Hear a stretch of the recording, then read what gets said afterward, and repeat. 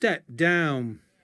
And later the Prime Minister told her backbenchers divided parties lose elections and that to lead is to decide. So she decided to replace Mr Johnson with the long-serving Health Secretary Jeremy Hunt, who backed Remain in the EU referendum but now says he's a convert to Brexit. The world is looking at us as a country, wondering what type of country we're going to be in a post-Brexit world. And what I want to say to them is that Britain is going to be a dependable ally, a country that stands up for the values that matter to the people of this country. And in a mini reshuffle, Matt Hancock is the new Health and Social Care Secretary. His old job as Digital, Culture, Media and Sports Secretary has gone to Jeremy Wright.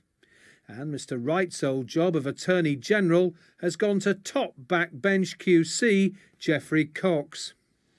Despite losing two of her most senior ministers after her Chequers summit, the PM will be hoping her cabinet, with more Remainers in top jobs, can now unite behind her Brexit plan. But her backbenchers are deeply split, and such high-profile resignations have left her clinging to power and facing the threat of a leadership challenge. The one thing that is most certainly happening is that as we know, political authority is a kind of magical thing. It can, as Theresa May has found, it can outlast circumstances which you might imagine would destroy it. But it can also very suddenly evaporate like the morning mist, and you never know when that might suddenly happen as a change in the weather. The PM's newly shuffled cabinet meets in Downing Street this morning without Boris Johnson. His former colleagues will be wondering if he'll cause more trouble from the backbenches than he did around the cabinet table. John Craig, Sky News. Well, let's head straight to Downing Street now and join our political correspondent Lewis Goodall. Lewis, it was a chaotic day for the Prime Minister yesterday. I have to say things feel a little bit calmer in Westminster this morning. That cabinet meeting in the next half an hour or so. How safe do you think the Prime Minister's seat is around that table?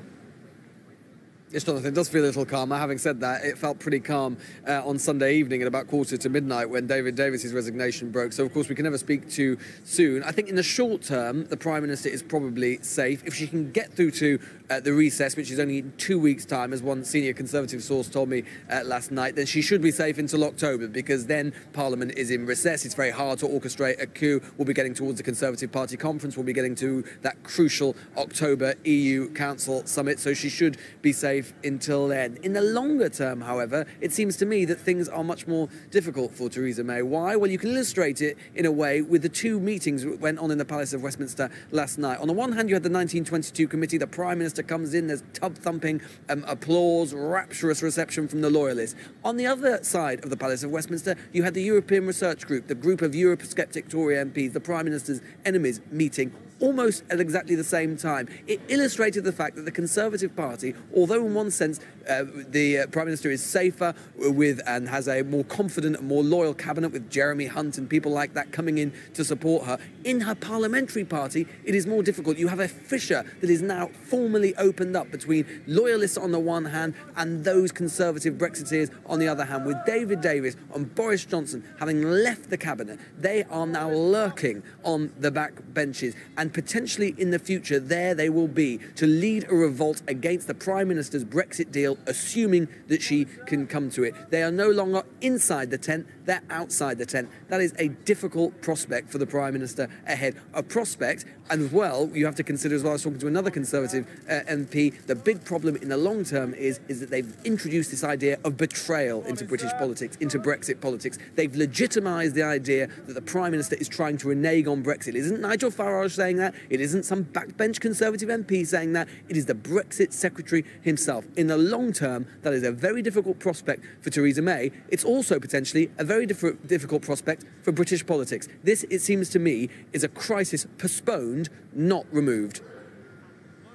OK, Lewis, for now, thank you very much. I know you keep an eye on the comings and goings as that cabinet meeting gets underway. Our talking point this morning, a little later on this hour, is when it comes to Brexit negotiations, we're asking, is Theresa May the right person for the job? You can tweet me at Jonathan Samuels or email news@sky.com with your thoughts on that. Right now, a look at the rest of the day's news with Sam.